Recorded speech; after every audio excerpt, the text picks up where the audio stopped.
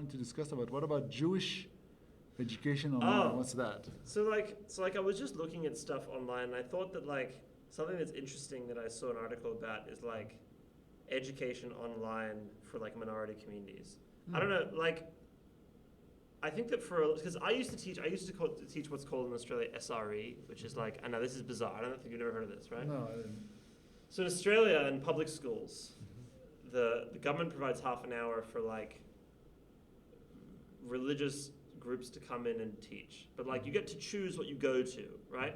It's really, really good for students who are religious or multi-ethnic because then they get to like connect with their religion in public schools. And like, for instance, like the Hindu community, it's like they don't have day schools. Like it's the only way that they can, have some sort of Hindu instruction. But I used that for the Jewish community. I used to get all over the place. And the challenge is like you can never like meet everyone and be everywhere. And sometimes there are kids all over the place.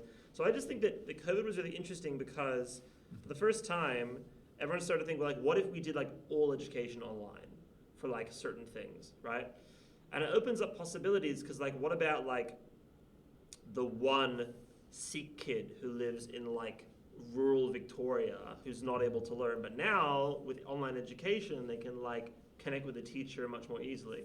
And it's not like it couldn't happen in the past, but it just didn't really happen very much, like it was very like here and or there. There's also, teaching over the air, which used to like over the radio, which used to happen. But like, I feel like people are really, I feel like one of the outcomes, one of the positives of COVID is that we know that teaching online is not as good, right? I don't think it's as good.